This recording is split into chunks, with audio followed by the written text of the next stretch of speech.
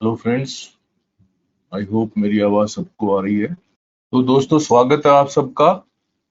12 बज गए हैं और क्योंकि ये सेशन हमने सिर्फ आधे घंटे का ही रखा है, इसलिए ज्यादा इंतजार करने की मेरे हिसाब से और जरूरत नहीं है। तो सबसे पहले तो मैं एज यूजुअल ये डिस्क्लेमर पढ़ देता हूँ that I am not a SEBI registered advisor. All the information provided by me are for educational and informational purposes only. अब इसके बाद हम चलते हैं अपने निफ्टी के चार्ट के ऊपर। ये निफ्टी का 15 मिनट का चार्ट है दोस्तों।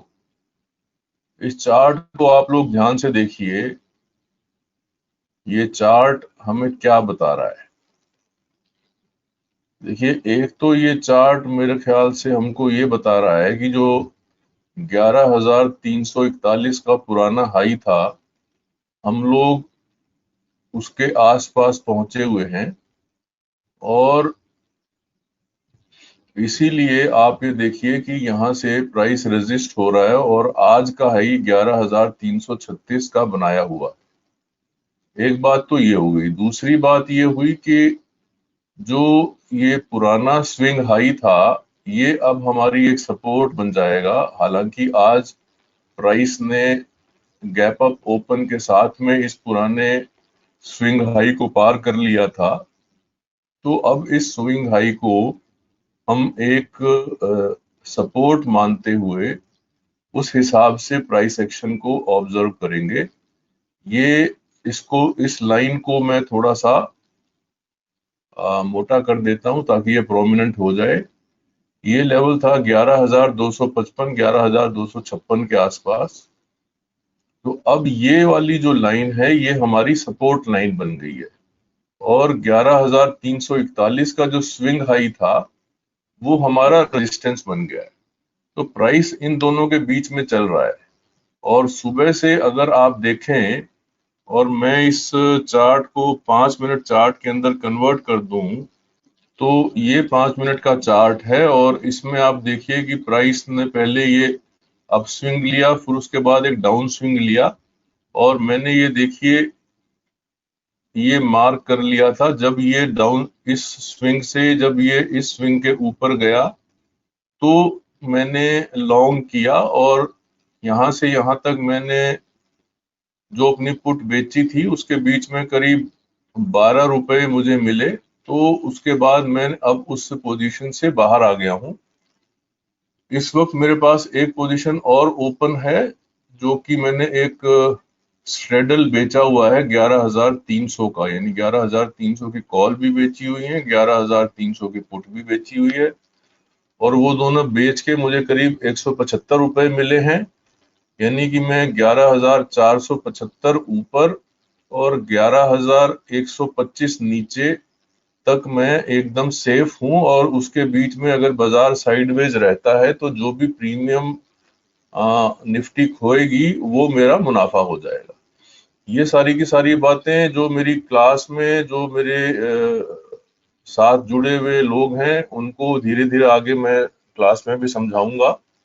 लेकिन एक ब्रॉड ट्रेड क्या क्या हो सकते हैं, कब हम थीटा या प्रीमियम खा सकते हैं, कब हम डेल्टा खा सकते हैं, वो एग्जाम्पल के तौर पे मैंने आपको बताने की कोशिश की।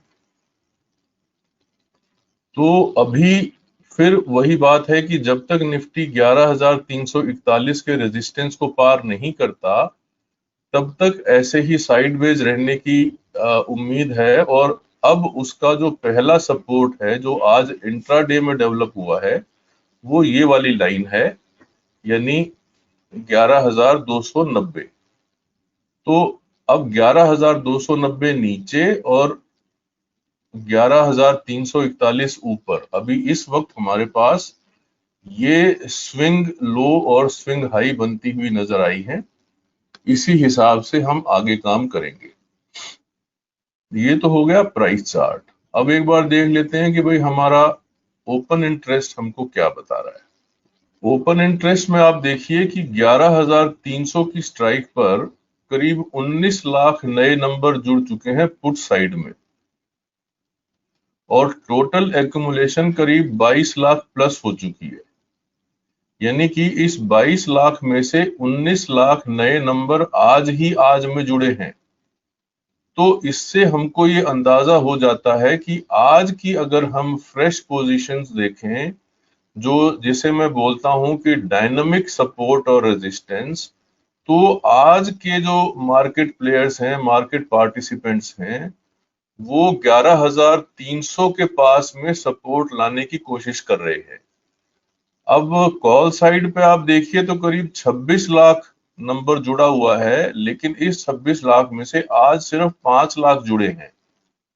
इसका मतलब यह है कि रेजिस्टेंस साइड पे बिल्डअप हो तो रहा है, मगर वो इतना स्ट्रांग नहीं हो रहा जितना कि हमको ये पुट साइड पर दिख रहा है। तो ये जो 19 लाख नए लोग आज जुड़े हैं, नए नंबर आज जुड़े हैं, लोग नहीं कहना चाहिए, मुझे नंबर शब्द का इस्तेमाल करना चाहिए, कि 19 लाख जो नए नंबर जुड़े हैं वो किस एवरेज प्राइस के साथ जुड़े हैं, वो इसके अंदर जाके हम देख सकते हैं। ये हमारे पास 11,300 की पुट का डिटेल आ गया, और ये हमको बता रहा है कि इसका आज का वीवैप 85 का है। यानी कि अगर हम 11,300 में से 85 माइनस करें तो 11,215, यानी कि ये जो 18 लाख नए नंबर जुड़े हैं, ये 11,215 पर एक सपोर्ट की तैयारी ये कर चुके हैं, और ये इसी अभियान में जुटे रहेंगे कि निफ्टी 11,215 के नीचे न जाए। तो फिर हमको इसको इस्तेमाल कैसे करना है? हमको ऐसे इस्तेमाल करना है कि जब निफ्टी 11,225, 11,220, 11,215 के आसपास पहुंचने लगे, तो हम ये देखें कि भाई ये जो 19 लाख नए नंबर जुड़े थे, ये भाग तो नहीं रहे, ये कहीं कम तो नहीं हो रहे, और अगर ये कम होने लगे तब आप समझ लीजिएगा कि सपोर्ट जो है वो कमजोर हो रही है।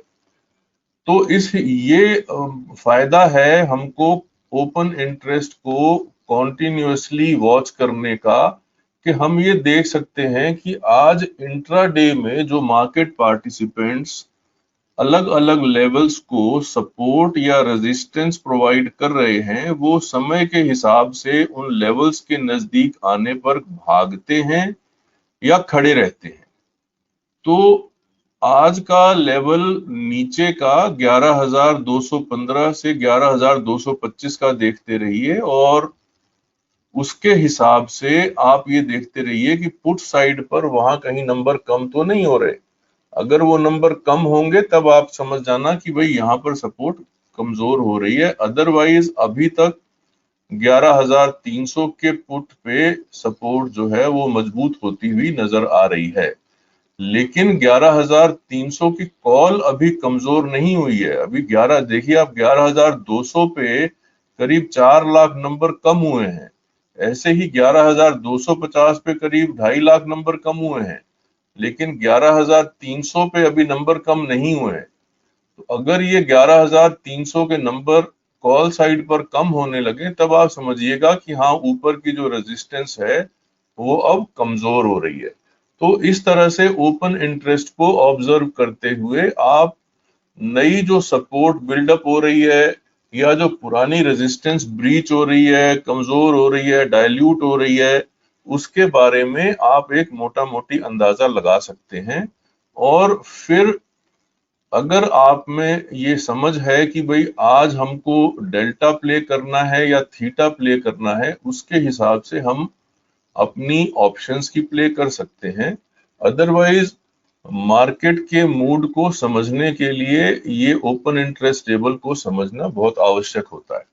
तो मैं कोशिश करता हूं कि रोज सुबह मार्केट शुरू होने से पहले आपको ये बताऊं कि सपोर्ट और रेजिस्टेंस प्राइस चार्ट पर और ओपन इंटरेस्ट पर कहां डेवलप हो रही हैं, और फिर 1 घंटा खत्म होते होते यानी 10 और 10:15 के बजे के बीच में फिर आप लोगों को ये बताता हूं कि पिछले 1 घंटे में जो नया सेशन शुरू हुआ है, इसमें जो मार्केट पार्टिसिपेंट्स हैं उन्होंने मार्केट को किन लेवल्स पे सपोर्ट और रेजिस्टेंस ओपन इंटरेस्ट के हिसाब से बनाने की कोशिश की हुई है।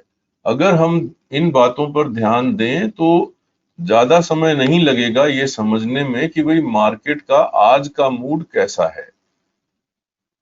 तो ये तो बात हो गई निफ्टी की और मार्केट के मूड की। आप लोगों के अगर कोई सवाल है तो आप पूछिए, मैं उनका जवाब देने के लिए तत्पर हूँ। Hello sir. हेलो। हाँ, धर्मेंद्र बोल रहा हूँ सर। हाँ धर्मेंद्र बोलिए।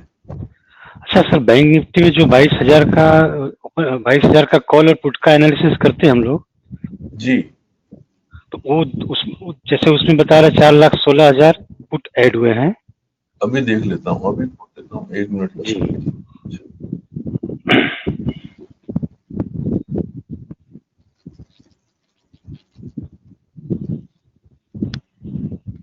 जी बताएं।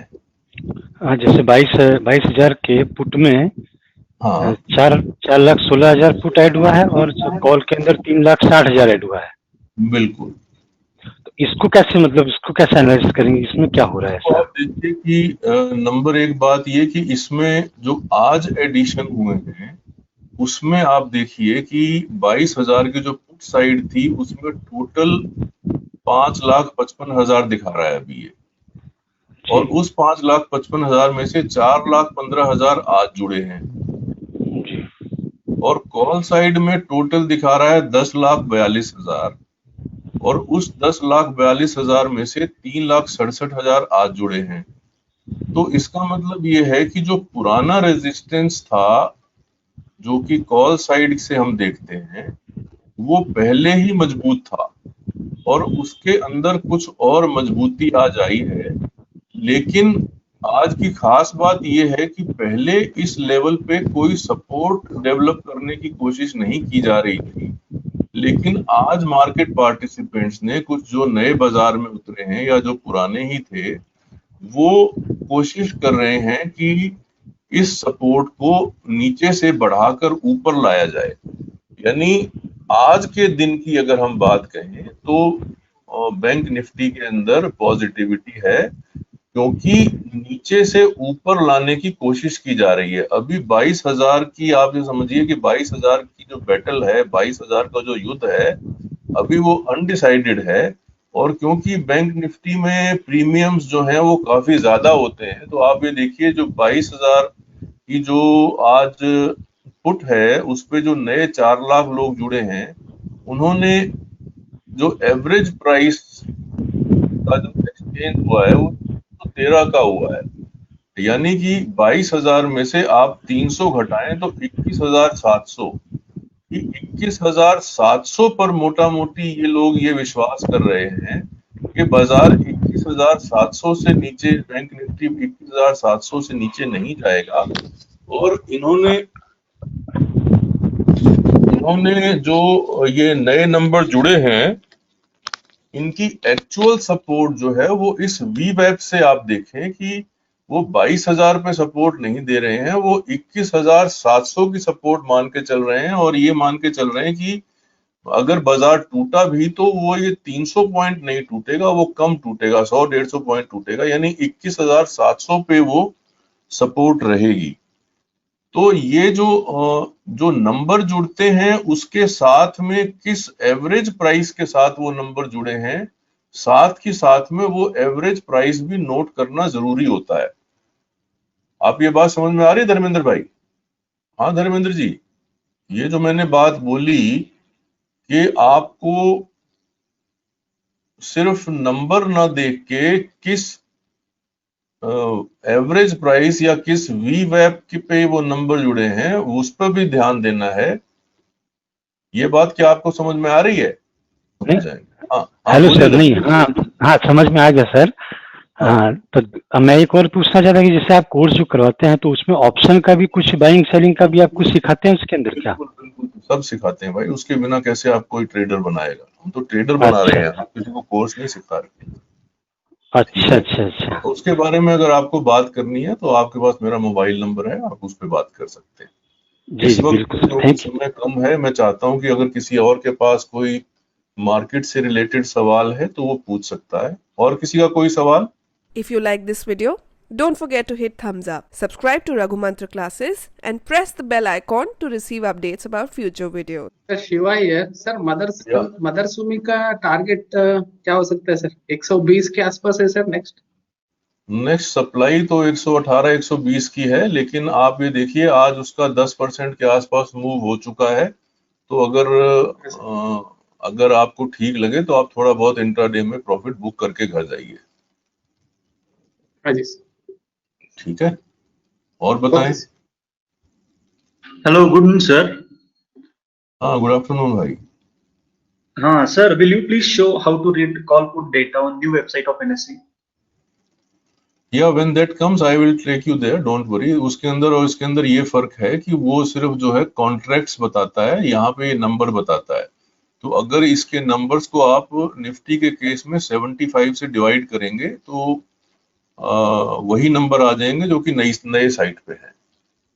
तो बेसिक आपका जो सवाल है, आपको लग रहा होगा कि दोनों नंबर्स में फर्क है, वहां पर वो जो है वो टोटल नंबर ऑफ कॉन्ट्रैक्ट्स बता रहा है। तो उसके अंदर अगर आप 75 से मल्टीप्लाई करेंगे तो वही नंबर आ जाएगा जो इस पे है, या इस नंबर पे को अगर आप 75 से डिवाइड करेंगे तो वही नंबर आ जाएगा जो कि वहां पर है। Okay, sir. Thank you, sir. Okay, और बताएं। सर आपने अभी VA टेक का आपने एक चार्ट भेजा था, हाँ तो हाँ उसमें आपने कंप्रेशन टू एक्सपेंशन लिखा था, तो थोड़ा सा उसमें एक्सप्लेन करेंगे कि मतलब वो जो आपने वीडियो भेजी थी वोलेटिलिटी कंप्रेशन वाली, हाँ तो हाँ उससे रिलेटेड था सर। मतलब थोड़ा समझ नहीं आया था वो चार्ट। नहीं, कोई नहीं, वो तो ज्यादा उसमें समझने की बात नहीं थी, जितनी समझने की थी वो बता दी थी। बेसिक बात ये है कि प्राइस जो है वो कंप्रेशन और एक्सपेंशन के बीच में अल्टरनेट करता है। तो वाबाग के अंदर ये एक मल्टीनेशनल कंपनी है जो कि फंडामेंटली एक साउंड कंपनी है, एक जर्मन कंपनी है ये, और इसका प्राइस जो है वो पिछले 3 हफ्ते से एक पर्टिकुलर रेंज के अंदर कंसोलिडेट हो रहा है। इसलिए मैंने उसका वीकली चार्ट पोस्ट किया था, और उसके अंदर ऐसा नजर आ रहा है कि वो कंप्रेशन खत्म होके एक्सपेंशन मोड में आ रहा है। तो अगर वो एक्सपेंशन मोड में आता है और पिछले हफ्ते के प्राइस के, जैसे पिछले हफ्ते का प्राइस उसका 131 रुपए 50 पैसे था, अगर वो 131 रुपए 50 पैसे के ऊपर बंद होता है आज, तो आप ये मान लीजिएगा कि वो एक्सपेंशन मोड में आ गया है और उसके अंदर अच्छा गेन आ सकता है। तो बेसिकली उसमें समझने की कोई खास बात नहीं है। मैं बार बार अपने कैंडलस्टिक से रिलेटेड कोर्स में और उससे रिलेटेड जो ट्विटर पे पोस्ट डालता हूँ उसमें यही लिखता हूँ कि अगर आप सिर्फ कैंडलस्टिक्स को समझें और ये समझें कि किस तरह से बाजार या कोई स्टॉक जो है उसका प्राइस कंप्रेशन और एक्सपेंशन के बीच में रहता है, चेंज होता है, तो हम यूजुअली क्या होता है कि जितने भी लोग बाजार में बैठे हैं वो एक्सपेंशन होने के बाद में आप लोगों का ध्यान उस तरफ आकर्षित कराते हैं कि देखिए ये चल रहा है, ये चल रहा है। लेकिन क्या चलने वाला है उसके लिए आप कंप्रेशन अगर ध्यान से देखें और उसको अलग अलग चार्ट्स में देखें तो आपको ये समझ में आएगा कि प्राइस हमेशा कंप्रेशन और एक्सपेंशन के बीच में अल्टरनेट करता है। तो ये उसी का एक एग्जाम्पल था जो मैंने पोस्ट किया है। Okay sir, okay. ओके, और बताएं, और किसी का कोई सवाल? आप लोगों के पास सवालों की संख्या थोड़ी कम होती है, इसका मतलब मुझे ये लगता है कि अभी आप लोगों ने ज्यादा समय चार्ट पे देना शुरू नहीं किया है। हेलो। हाँ बोलिए लोहान साहब। Sir good afternoon. Good afternoon भाई। सर निफ्टी के चार्ट में मैं ये देखना चाह रहा था कि आरएसआई भी ठीक काम कर रही है चार्ट प्राइस के साथ, या उसमें कुछ डिप आ रहा है? आरएसआई तो अपना काम करती है, लेकिन बात यह है कि क्या उस आरएसआई को हमने कितना समझा हुआ है कि नहीं समझा हुआ। ज्यादातर लोग आरएसआई को सिर्फ एक टाइम फ्रेम पे देखते हैं, इसलिए वो धोखा खा जाते हैं। लेकिन आप ये देखिए, मैंने पहले भी ये लिखा था, बहुत डिटेल में बताया भी था, ये निफ्टी का डेली चार्ट है। और डेली चार्ट में आप देखिए कि जब आरएसआई, जब ये प्राइस ने यहाँ पर 11,341 का हाई बनाया था तो मैं उसको मार्क कर देता हूँ। ये देखिए मैंने प्राइस पे इसको मार्क कर दिया, और ऐसे ही जब उस वक्त इसने RSI ने क्या हाई बनाया था वो भी मार्क कर दिया।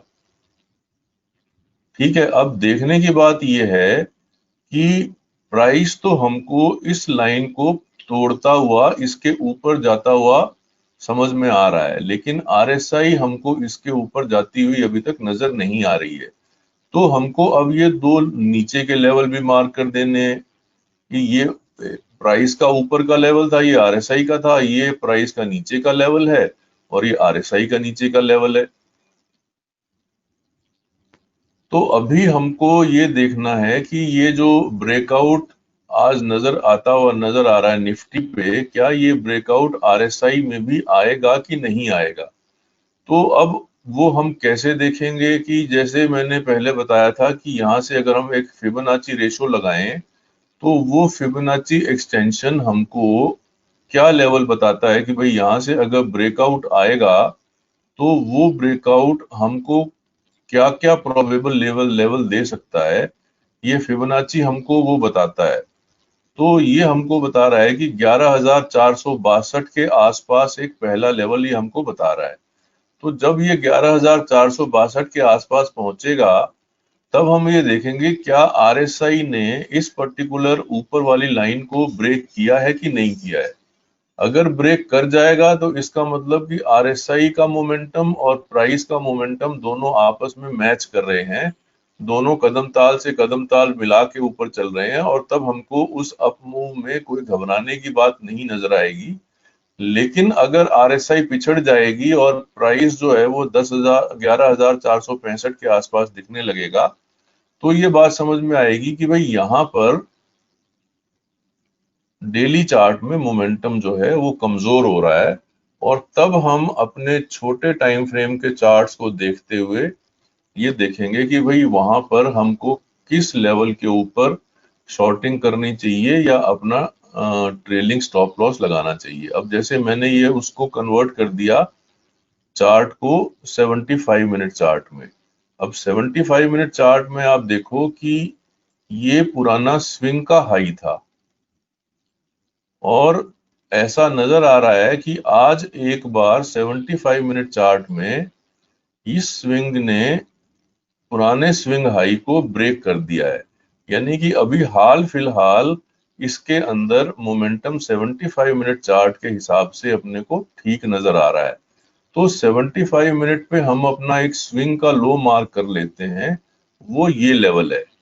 तो अगर आप 75 मिनट चार्ट को फॉलो कर रहे हैं तो 11,130 का जो लेवल है ये एक पुराने स्विंग का लो लेवल है और इसको आप एक अच्छा स्टॉप लॉस या अच्छा प्रोटेक्शन मान के आप कोई आगे की नीति बना सकते हैं। तो जैसे मैं अब ऊपर बता रहा हूँ 11,465 और नीचे बता रहा हूँ 11,130, इन दो लेवल्स के बीच में बाजार जब तक रहेगा आप इस रेंज को बड़े प्यार से खेल सकते हैं। अब वो रेंज कैसे खेलेंगे, वो ऑप्शन में क्या आपको स्ट्रेडल या स्ट्रैंगल बेचना आता है, अगर आता है तो उसको प्रोटेक्ट कैसे करना है, उसको आप आयरन कंडोर या आयरन बटरफ्लाई में कैसे कन्वर्ट कर सकते हैं, ये सारी बातें आपको क्लास में तो मैं बताऊंगा ही, लेकिन अगर आप वैसे भी इसको गूगल पे सर्च करके पढ़ने की कोशिश करें तो आपको ये बातें और अच्छे से समझ में आएंगी कि जब बाजार किसी रेंज में घूमने की चांस होता है तो हमको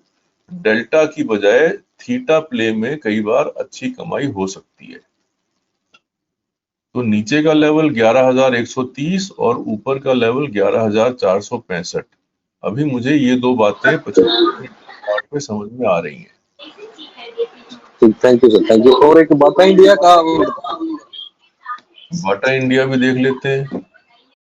बताइए बाटा इंडिया में, देखिए ये बाटा इंडिया का डेली चार्ट है और आप ये देखिए कि अभी इसने पिछले एक दिन में कुछ ऊपर की तरफ स्पर्ट मारा था, लेकिन ये उस स्विंग के ऊपर जाने में नाकामयाब रहा और जो नीचे का स्विंग था उस नीचे के स्विंग को बल्कि इसने आज तोड़ा है, हालांकि ये उसके नीचे नहीं गया है। तो नेट बात मुझे ऐसा नजर आ रहा है कि ये देखो, मैंने इसका अभी वीकली चार्ट लगाया है तो वीकली चार्ट में आप ये देखो कि इसने कितनी एक ये शूटिंग स्टार जैसी कैंडल बनाई है, यानी कि इस जगह पर प्राइस जो है वो रिजेक्ट हुआ है।